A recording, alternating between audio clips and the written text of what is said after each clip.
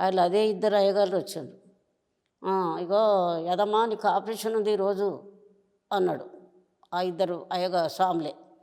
యదమ్మా నీకు ఆపరేషన్ ఉంది ఇయ్యాల. ఆయన మీరేం చేస్తారు స్వామి, మీరు అయ్యగారు కదా, ఆపరేషన్ ఏం చేస్తారు మీరు అన్న. మేమే కదా చేసేది అన్నారు. అన్నాక ఒక్కసారి నెత్తి మీద ఇట్లా చేయి పెట్టిండు ఆయన. అయితే ఇక వాళ్ళు ఏం చేసిండ్రో అంత తెలియలేదు నాన్న. తెలియక ఆపరేషన్ చేసిండ్రు. ఇక నాకు తెలియలేదు. మా మబ్బులో ఒక ఆమె పోతుంటిమి, ఎరిగి గుండం కాడికి పోయి తానం చేసుకుని గుళ్ళకి పోతుంటిమి.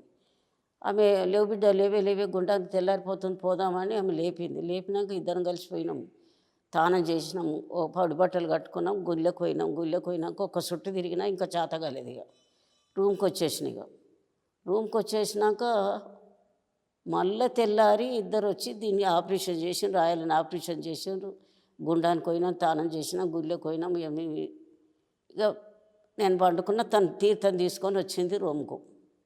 అమ్మగారు పోయి తీర్థం తీసుకొని వచ్చినాక ఏమైంది బిడ్డ ఏమైంది అంటే, ఏమో అమ్మ నాకు జ్వరం వచ్చింది బాగా, ఇక్కడ రక్తం వస్తుంది అంటే ఆమె అప్పుడు అందరు కదా నాన్న, ఇప్పుడేమో క్యాన్సర్ అంటారు, అప్పుడేమో ఆ మండి ఈ మండి అంటారు కదా, నాకు ఇక్కడ రక్తం వస్తుంది ఏమైందో అని ఆమెకు చెప్పలేదు. ఎంటికలు బాగుండే అంత బాగా ఆమె చూడకుండా పెద్దగా ఇది చేసి ఏమైందో నాకు జ్వరం వచ్చిందో అన్నాను. అయినాక ఏమైంది బిడ్డ అని ఆయన జ్వరం వచ్చింది అట్లనే ఉన్నా. ఆ బేస్తారం రాత్రి చేసిండు పిరమాన్లు. శుక్రవారం శనివారం ఆదివారం మళ్ళీ వచ్చిండ్రు ఇద్దరు స్వాములు. మళ్ళీ వచ్చి నేను కుట్లిప్పాలి నీకు. కుట్లిప్పుతారా స్వామి, నాకు ఆపరేషన్ అయిందా, కుట్లిప్పుతారా ఇట్లనే అన్న. కుట్లిప్పాలి, నీకు ఇళ్ళకెళ్ళి తీసింది కూడా నేను పక్కన పెట్టేస్తా, అది మేము వేల మందికి చూపించాలి అదే అన్నాడు. అంటే నిన్న మాత్రం మట్టిగా ముంచము, ఏదో మహిమతోటి ఎంతోమంది వేల మందికి చూపించవలసి వస్తుంది ఇది అని అన్నారు.